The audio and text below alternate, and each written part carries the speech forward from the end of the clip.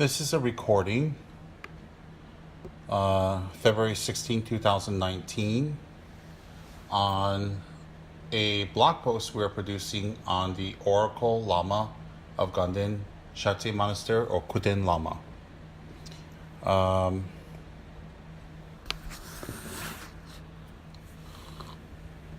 An oracle is not something that is just indigenous to Tibet or Tibetan Buddhism, but an oracle is something that is very familiar to many cultures throughout the world, whether it is Asia, Africa, South America, Europe, North America, whether it's in the past or in the present.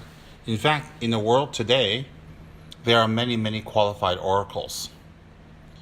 Now, what is an oracle? An oracle is someone who has the ability to either take full trance of another entity, and that entity is able to speak, heal, predict, prophesize, give advice, or whatever through that person's body. So an oracle is someone that takes full trance of an entity that can use that person's speech and use that person's body to do work. An oracle can be also someone that does, what is that called? Transmits information, where they don't actually take trance, but they send images, or they send premonitions, or they send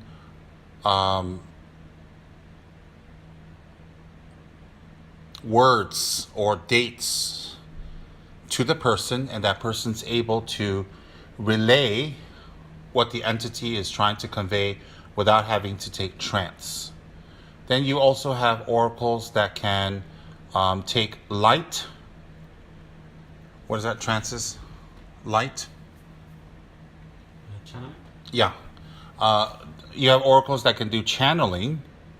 And what is channeling? Channeling is when the person who owns the body doesn't go to sleep or doesn't go unconscious while the entity inhabits their body and speaks through them. Now, there are different types of channelers. There are channelers that can feel and hear what the entity is speaking through them, or there are channelers that cannot remember, that they don't go unconscious, but they tune out and the entity takes over and the entity speaks to them, and then they can leave. In fact, few entities can come and go and speak through them, and the person doesn't go unconscious. The person can become a little exhausted afterwards because there's a heavy usage on the body. So you have oracles that take full trance of an entity. You have oracles that receive messages in pictures, words, sound from an entity. And you have oracles that can take light channeling of an entity where the person doesn't fall asleep. Now the difference, or go unconscious. Now the difference between a person who takes trance and channels, trance is when the person who owns the body totally goes unconscious or goes to sleep, and the entity fully takes over. So the entity can write, they can walk, they can run, they can speak, they can draw, they can drink liquids, they can eat, they can perform rituals, they can do everything. And then you have the oracles who take channeling, where there's partial control of the speech and body by the entity, and the person who's channeling does not necessarily have to go to sleep or go unconscious. So you have those different types, and also variations. Some oracles can do all three. Some oracle can do 1 out of 3. Some oracles can do 2 out of 3. It just depends. Now, what does it depend on? It depends on the oracle themselves, or it depends on the entity. Now, you have good oracles and you have oracles that take trance of entities that could be harmful. So what takes trance of the person makes the big difference. If the person taking trance of an entity is very powerful and is positive and is beneficial, then this oracle will be a very beneficial oracle. Of course, there are many cultures in the world that have this even up till today. Now, prior to the pre-Christian era in Europe, one of the most famous oracles was the Delphi Oracle in Greece, where the female oracles, they were called Pythias, would actually channel and or take trance, depending on the Pythia, and look into a bowl of water where the god Apollo would give messages, signs, indications of the future. And so many famous persons and normal people and ordinary citizens and people who came from afar and all over the Greek world would come to consult the Delphi Oracle. And these Pythias, who were the channelers or the oracle ladies, were very famous, and they had special diets. They were kept very clean, and they were not allowed to marry or to stain their bodies, so that it remains clean for Apollo to speak through. Now, besides Apollo, you have other oracles in ancient Greece that were not as well known, that took trance of Hera, of Aphrodite, and various other gods where they would speak through. In India, one of the most oldest and the richest and the most philosophically advanced cultures in the world, oracles is very commonplace, even till today. I can say safely in India today, you would have hundreds and hundreds of oracles throughout India.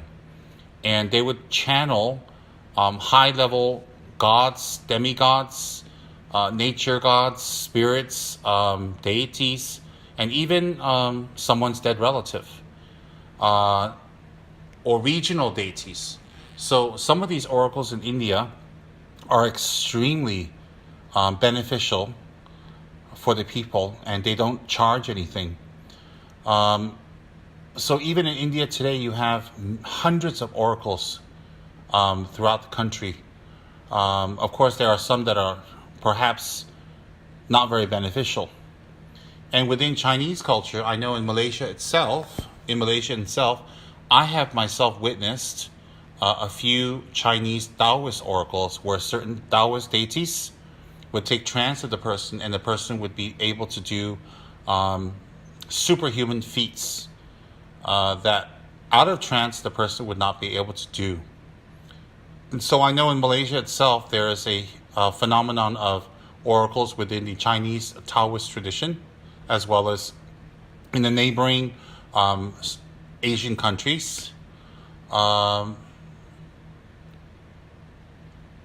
know of a place in China where my Chinese acupuncturist doctor who used to work in Malaysia told me that in his region there's actually a mountain, and in that mountain there are many healing deities that have been there for millenniums, and in their region they have oracles that actually take trance of these healing deities generation after generation after generation, and they would specifically do healing. And they're very renowned, they're very sought after, and they're extremely accurate, and they're very, very beneficial. I know in North India, in Ladakh, currently there's about 8 or 9 very well-known oracles. 1 male and about 8 are female, as far as I know.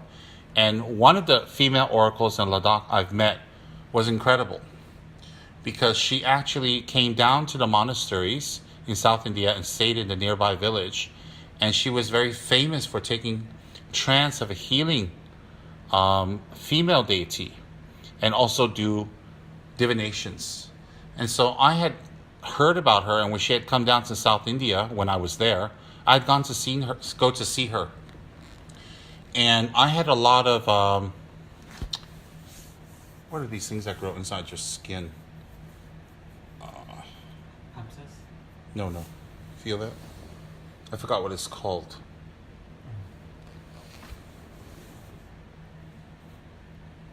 They're just pustules of fat.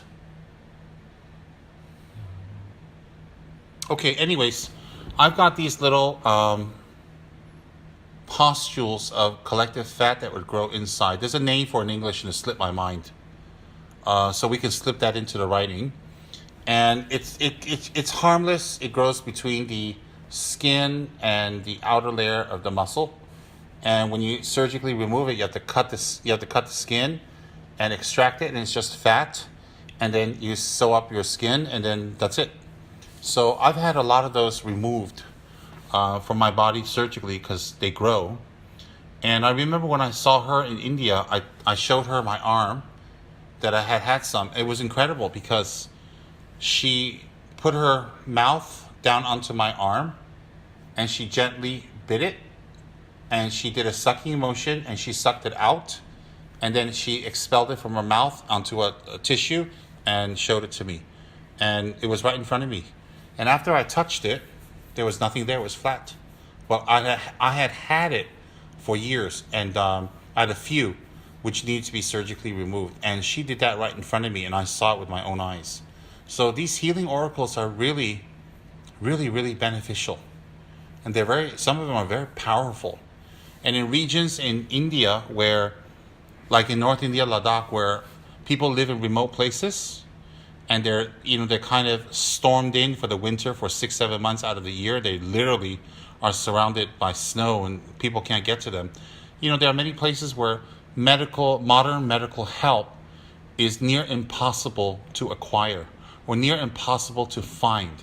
So for hundreds and hundreds and thousands of years, these oracles have served as doctors to relieve people's medical conditions. And I've seen it over and over how they can help. Now, I am not recommending people to go to oracles for healing in lieu of an actual medical practitioner, a qualified medical practitioner. But what I'm saying is in many parts of the world where people are poverty-stricken, or they live in remote places, or they live in places that don't have modern medical facilities or medicine or clinics, people have pain. I mean, everywhere in the world, people get sick and they have pain and they have problems and they have medical issues, and nobody wants to be in pain. And these oracles seem to serve that purpose. So I know there are many oracles in the voodoo tradition where doing rituals, a lot of people, whether you're oracle or not, actually take trance of various voodoo deities. Now, whether these voodoo entities are positive or negative, I am not qualified to comment, but definitely it is happening in the voodoo tradition, which has over 60 million followers throughout the world, probably more from statistics that I've read. So there are many, many channelers in Europe these days, also in America, in the New Age tradition, where they channel various entities and spirit guides and awakened masters and all that. So what I want to say is that oracles is not something mystical and unique and only one or two cultures have it, but they're really, really all over the place, and since the beginning of human existence, and in all cultures. And in the modern age, some people would like to say these don't exist, they're fake, and these people taking trance or channeling are having psychological conditions. But I don't think we should make such judgments so quickly, because there are facets of the human mind and body that can reach higher consciousness or contact sentient beings of higher consciousness that we know nothing about, and then scientifically it's difficult to measure. So oracles are basically people who can receive messages from entities that supposedly can help and assist in our lives, or have foresight, or take trance and channel these entities to help us. So that is what an oracle is. I've just given it a very quick kind of explanation, but we can all do more research on that if we're interested. And I have blog articles and YouTube videos of myself explaining more in detail about oracles, especially Tibetan ones, if anyone's interested. And I'll include the links with that.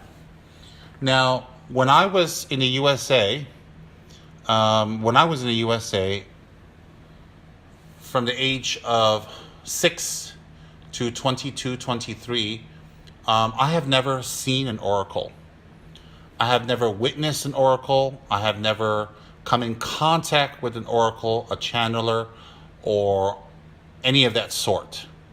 I've come across people who are psychic, like my mother. My mother was very psychic. She would often have dreams of things to come, and the next day she would tell me, and within a few days we'd hear news of exactly what she had dreamed about, which she had no knowledge about. So I've never come across any oracles or channelers or any of that. When I was in the United States, and part of the time I lived in New Jersey, part of the time I lived in Los Angeles, Los Angeles being a big city, I've never come across any of that.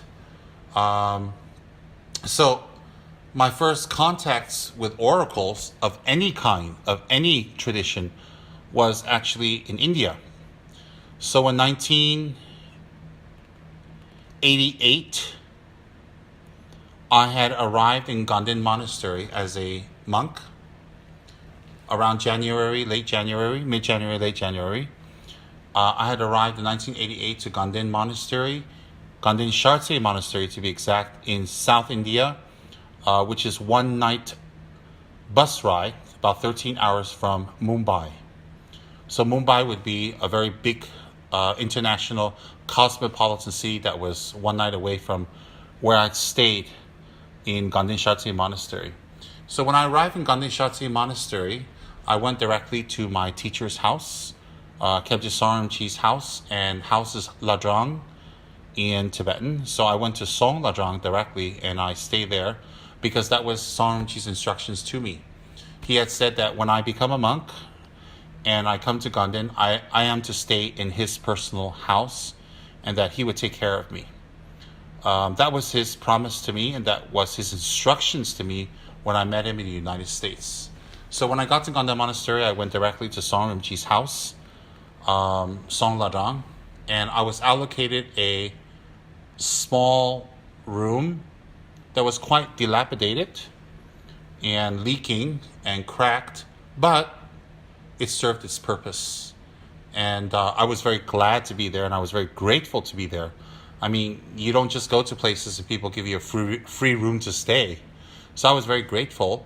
The senior monks, the older monks, had better rooms, and their rooms were more newer and less dilapidated. And I being a junior monk, with other junior monks, our rooms were not so good, which is the norm in the monastery. So it wasn't anything out of the ordinary. Now, my room is very interesting because if you walk into Songlarang, you walk in off the main road.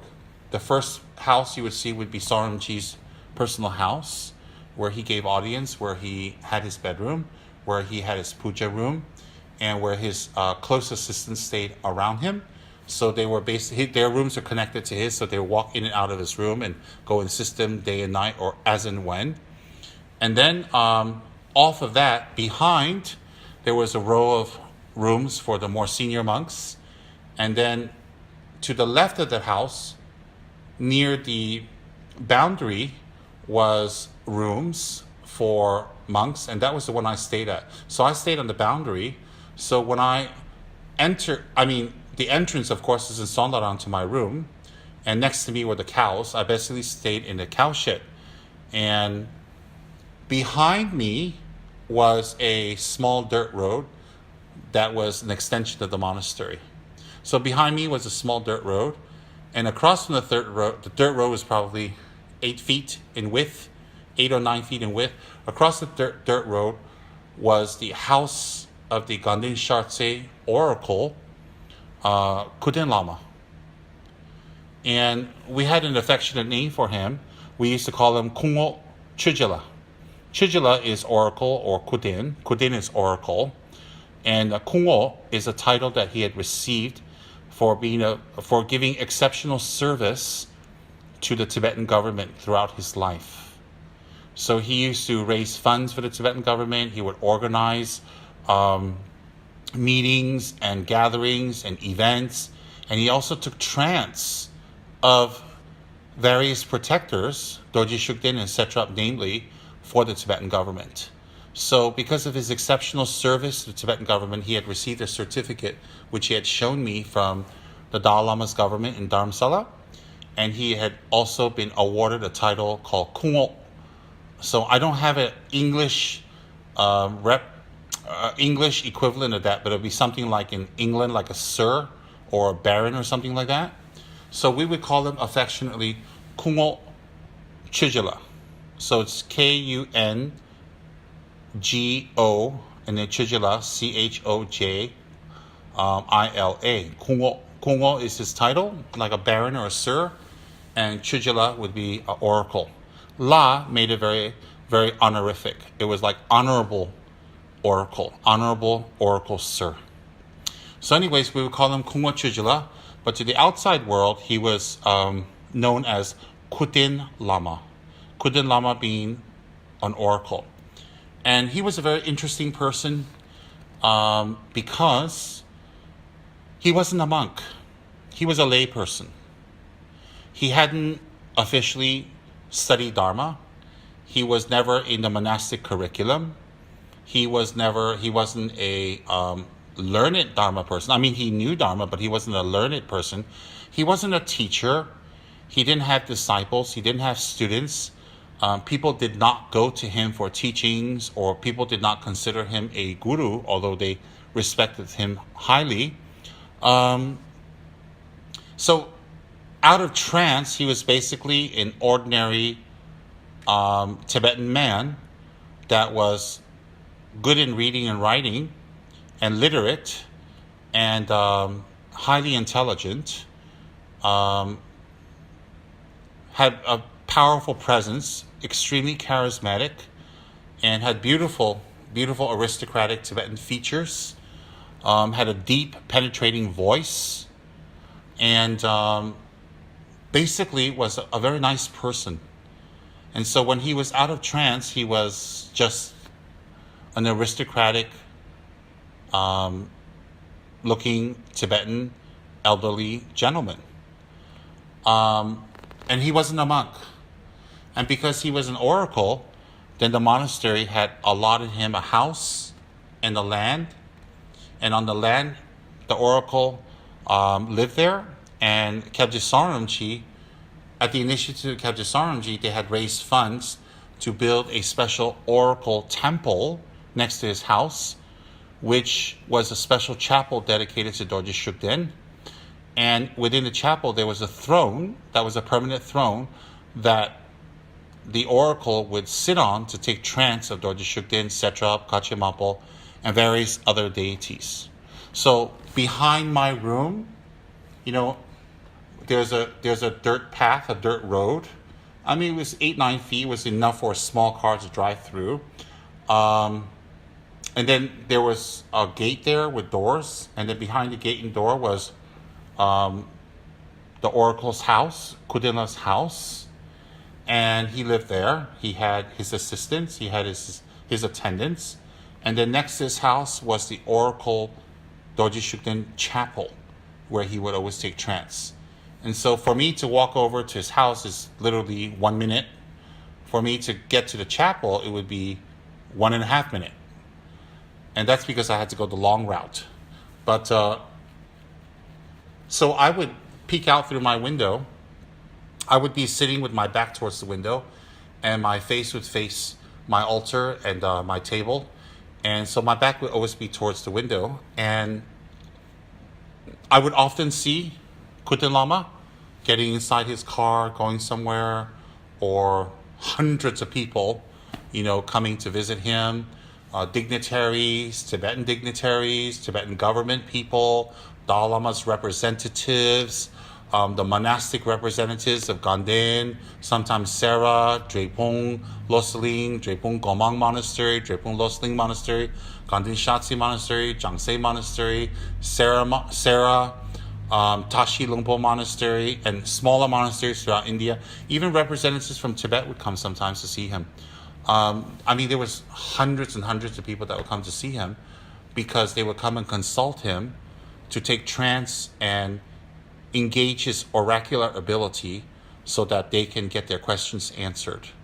Sometimes people had questions on someone who was extremely ill, or things that the Tibetan government should or should not do, or how to raise funds for the monastery. Very often he would recognize high lamas.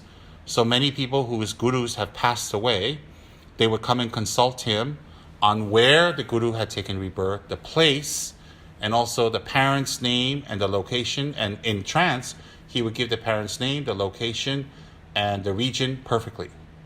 And then he would actually issue a chadak, Chakdak, chakdak, or recognition paper, which would be used to recognize that tuku or that Rinpoche to be enthroned. So that was quite often. But you have to understand all sectors of Tibetan society, from government people, Tibetan government people, all the way down to the ordinary person, would always come and consult him. And he was a very respected member of Tibetan society, and Tibetan government people, monastic officials, and all that would show him great deference, extreme respect, and a lot of faith. And I witnessed this myself. There were many times that after I became friends with him, I would be hanging out with him in his room, drinking tea, joking, or whatever, and suddenly, a government official would come, or a local Indian official would come, or whatever, and I would, excuse myself because they had a lot of private matters. So I've witnessed this myself, and he was a very beneficial person. So, being that he lived next to me, he used to walk over to my window and knock on it, and I'd open it, and there he was. And I'd be amazed, because this is the Oracle that takes trance of very great protectors for so many people, and there he is. It's like meeting a superstar. Basically, in Tibetan society, he was like a superstar. And and because of that, he used to come and knock on my window. I used to go slowly visit him at his house. And as my Tibetan improved, I was able to talk more and more with him and understand him more. So very often he would always knock on my window and tell me come over and just hang out with him. Or when I was free, I would just go and visit him. I'll bring him some fruits or whatever. And there'll always be delicious fresh cups of Tibetan tea, kapse, snacks, biscuits at his house, food, because he's very generous. He's very, very generous. So I developed a very close friendship with him. I am humbled and honored to say. So I used to go to his house quite often. And sometimes I would oversleep, and I would miss pujas in the morning, and so I didn't get breakfast, because in Tibetan monasteries, you get your breakfast in the puja hall. So I'd miss pujas, and I didn't get my bread, and I didn't get my morning bread and tea, so I'd be in my room kind of thinking, now what do I do? And guess what? Chejila would knock on the window and say, have you had breakfast? And I'd say, no, Your Honor, I did not. Then he'd disappear, and within 5 minutes, he'd come out with a thermos filled with tea and a couple of new, fresh Tibetan breads. And he'd say, here, take this, eat this, and return the thermos to me later. And he did that so often. He would come to my window and just knock and ask, have you eaten? Did you get anything? And most of the time I would say no. So he would always give me food or give me stuff through the window. I mean, he literally walk out of his house with a thermos, bread, food, whatever, and then knock on my window and then pass it through me. And I had grills on my window, but the grills are big so you can pass things through it. This happened, so many times. And I was humbled and I was grateful, because he knew that I was a young monk, 22, 23 at the time. I was around 22, 23. I didn't have money. I did not have any sponsors. So a lot of times I ate 1 or 2 meals a day, or sometimes I just ate bread or tea. That I had bread and tea that day. Sometimes I didn't get a lot of food. I want to repeat again, I wasn't abused or neglected in the monastery per se, but a lot of monks were poor. A lot of monks. Now, it was the duty of Saramji's assistant, the main assistant there, to make sure I got food, but that's another story. I didn't get much food from him, but that's a completely different kettle of fish, as the saying goes. But in any case, because I didn't have sponsors and I didn't have much money, a lot of times I just didn't get much food or I didn't get any food. It was only later, my first root teacher, Cancer Rinpoche Jesung Losan Tarchin La, who lived in Howell, New Jersey, in Rashin Jempeling Temple, he found out. I wrote to him, and he knew that I didn't have sponsors, and he assigned one of his students to sponsor me every month. And that was the first sponsor I ever got. And when I got that sponsor, it was $50 a month. Maybe to some of you out there, 50 US isn't a lot, but in India, back in 1988, 89, 90, it was a lot of money. And when you convert that, it was a lot of money. It was enough to last a month and a half. So I would buy grains and rice and lentils and vegetables and cook up a little storm in my tiny room on the floor with my little push gas kerosene stove. And I had a few pots and pans. And I was grateful. And that's when I started gaining a little bit of weight and started not looking so skeletal because of that sponsorship. And I am forever grateful to my teacher and my sponsor at that time. But anyways, who got me through that, one of the persons was Kuten Lama. So I used to go and visit him, and once in a while, he would surprise me and come to my room. And you have to understand, he's a very big personage. He's a very highly respected person. And he is someone that the tutors of the Dalai Lama, like Ling Rinpoche and Choyang Rinpoche, would summon to their houses and take trance in front of them. He is someone that the monastic community would invite to the prayer halls to take trance, and the whole monastic community would consult him. So to have this person just show up at your door and sit and come inside and sit on your bed and just have chats with you, it was a great honor. And it also showed you how humble he was. With me, he was always very humble. He was very close, very caring. And so sometimes he would visit my room, and we just sit there and talk. He just wanted to see what I was doing, what I was studying. He would come in and say, "What are you doing?"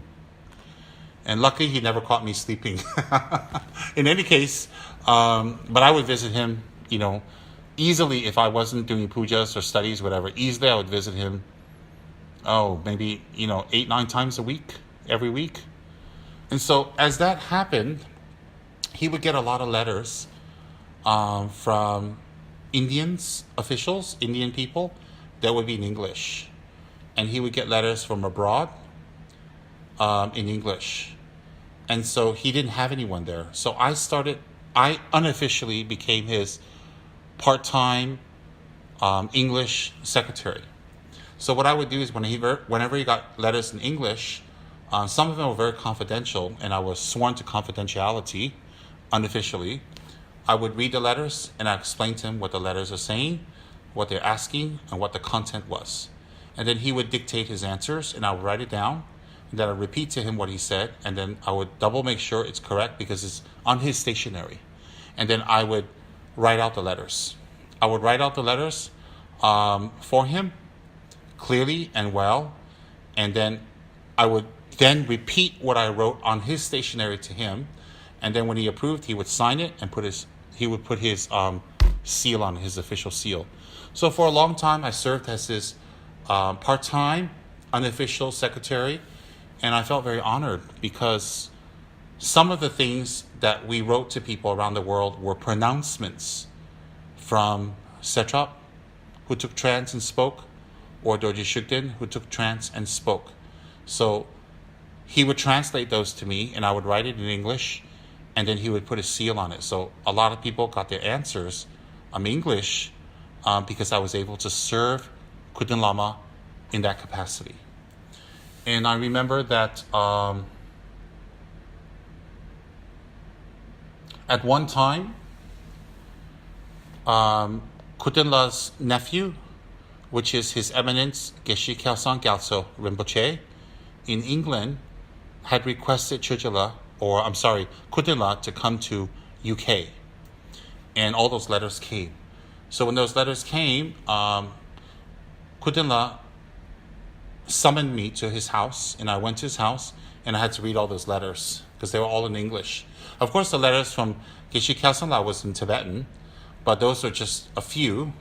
But Geshe Kelsang Gyaltso Rinpoche's students would write a lot of letters to him, And so those are the ones I read, and those are the ones that I translated to Kuten Lama.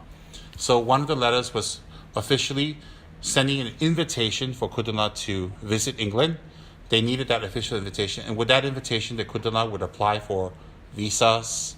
He would have to go to the local Indian police to get approval because he was a refugee, a Tibetan refugee. He would have to go to the local Indian officials, which were all his friends, to get approval to go to England. Then he would have to send people to Delhi, to the English embassy, to get an English visa.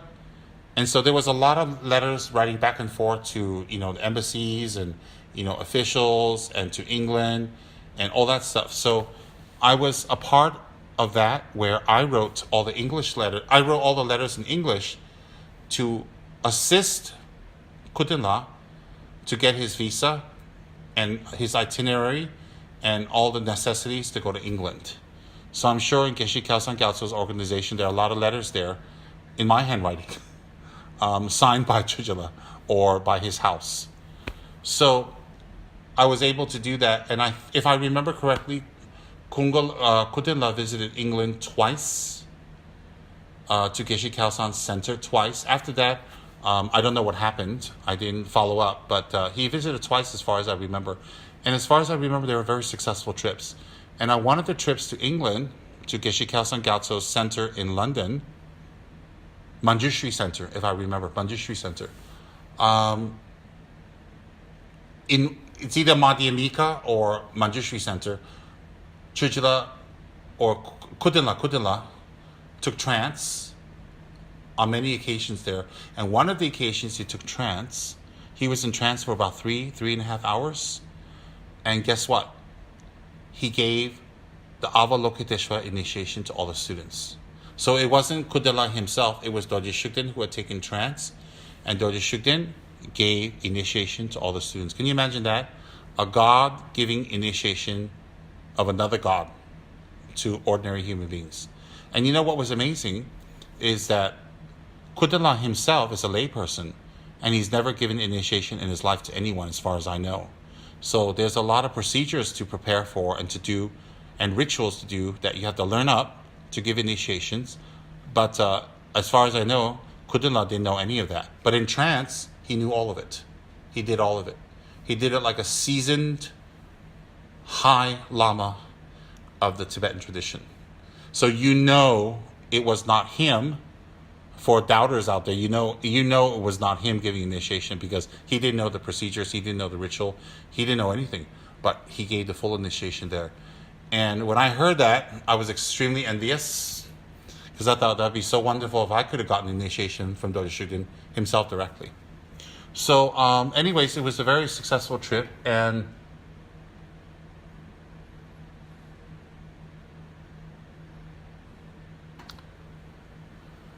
he was often consulted by the abbots of Gaden Shartse. When I arrived, the abbot of Gaden Shartse was Khen Rinpoche Jesun Jamba Yeshi, a great scholar, erudite master, and a very great yogi. After that, prior to him, the abbot was Khabje Lati Rinpoche. So after Lati Rinpoche was Khen Rinpoche Jesun Jamba Yeshi. Then after Jesun Jamba Yeshi, we had several abbots like Kusho Amcho Rinpoche, who is the Dalai Lama's personal biographer. And then we had the erudite master Geshe Kunjo Geltsen.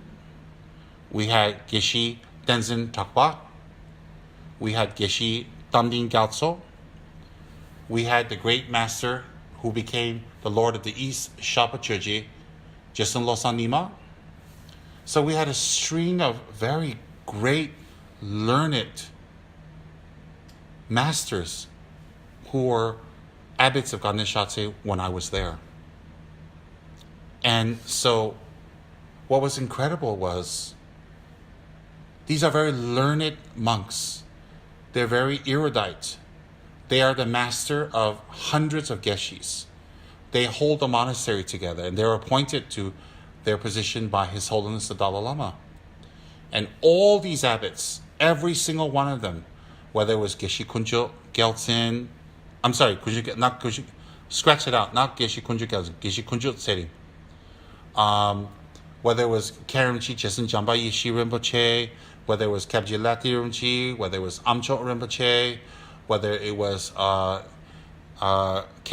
Geshe Tenzin Takpa Rinpoche, or it was Shapa Chuji Jessen Losan Nima, even the Ganden Tripa, one of the Ganden Tripas, Jessen Lunik Namgyal, who lives in France, was also the abbot of our monastery while I was there.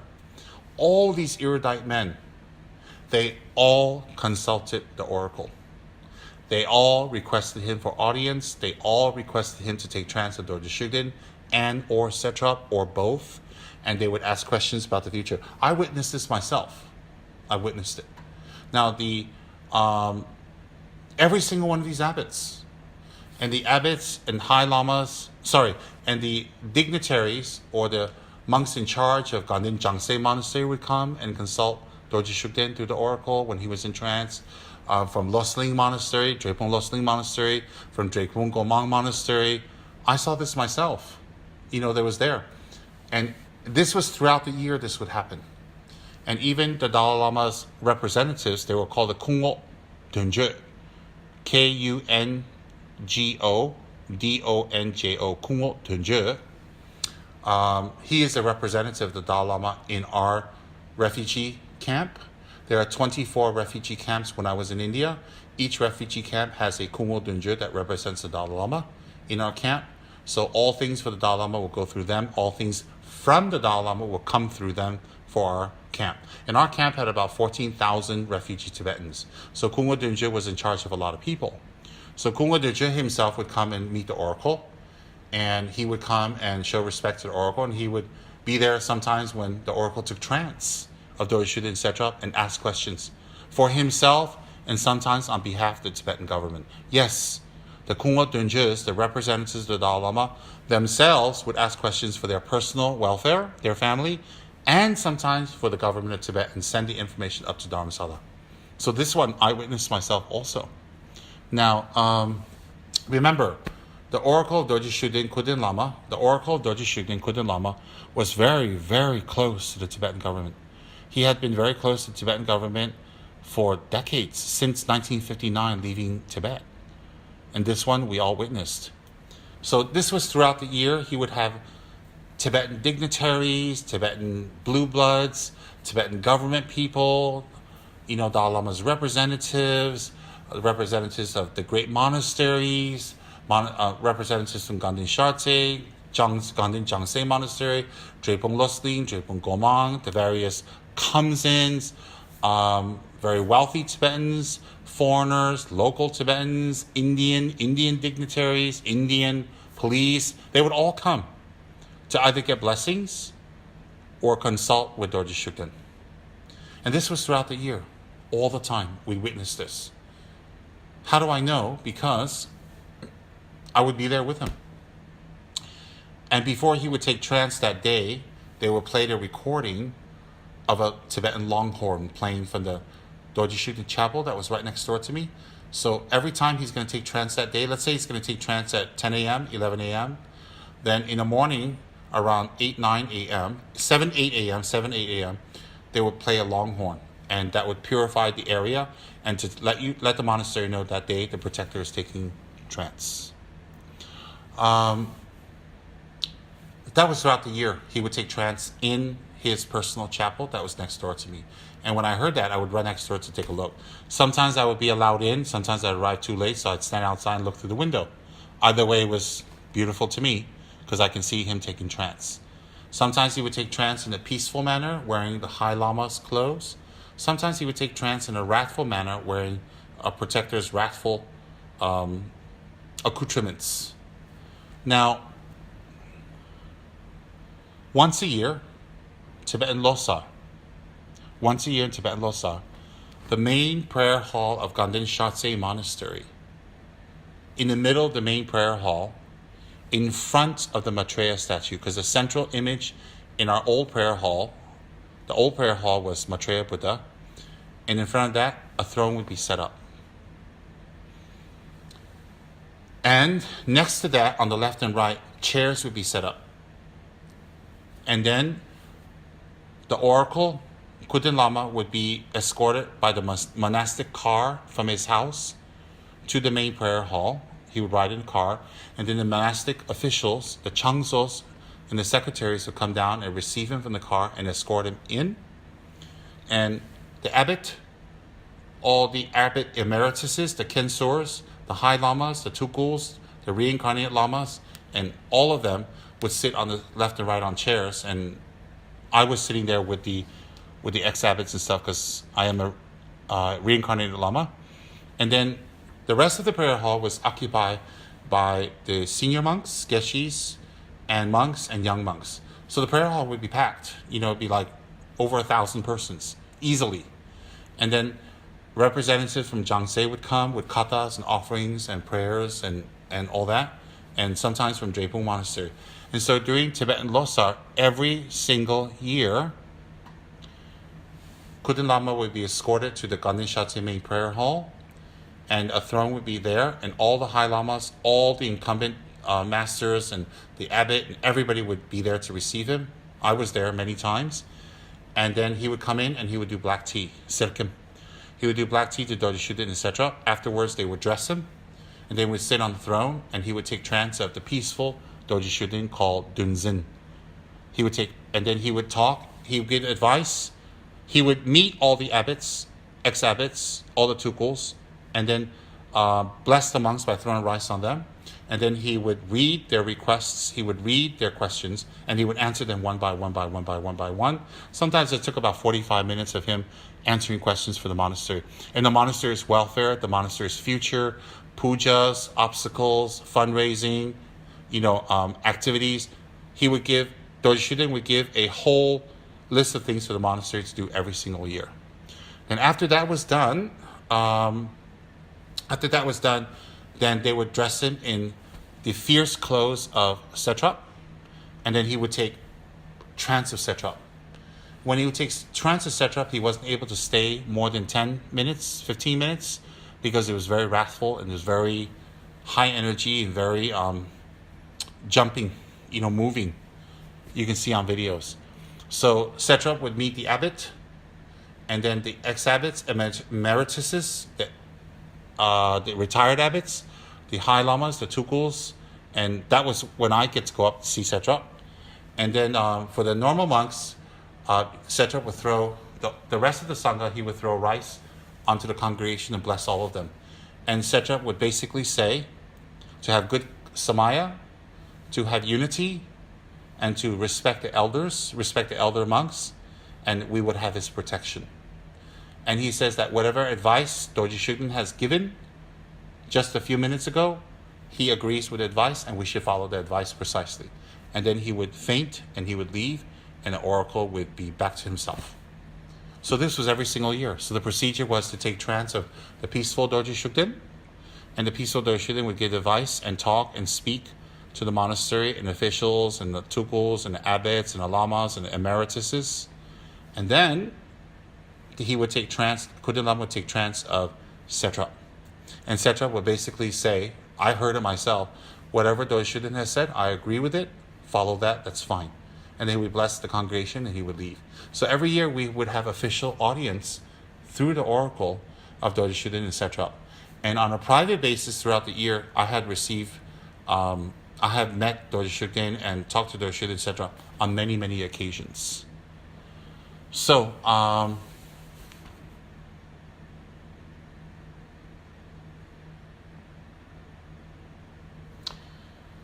I guess I was very fortunate to have a very good relationship with the Grand Choyang Dulzin Kuten Lama of Gaden Shartse Monastery. And I was very fortunate to be considered one of his friends, and I was able to assist him and serve him in my humble capacity for a few years while I was there. And I shared many meals with him. We broke bread together many times. I have never traveled with him, maybe to Hubli, to a nearby city, once or twice, but I have never traveled long distances with him. And from all observations, he was an extremely beneficial person. He was highly regarded. He was a kind person. And he had done great service to the Dalai Lama and the Tibetan government throughout his life, in which he had certificates to show for it from the Tibetan government, and also his title, Kungmo Chujila. So it was a great honor for me to know him, and I had arrived in Gaden Shartse Monastery just at the right time. So that is kind of my little relationship, my relationship with Kuten Lama, Choyang Dulzin Kuten, and it's been a pleasure for me to share all of that here with everyone. Thank you. Tsem Rinpoche, or Tsem Tuku.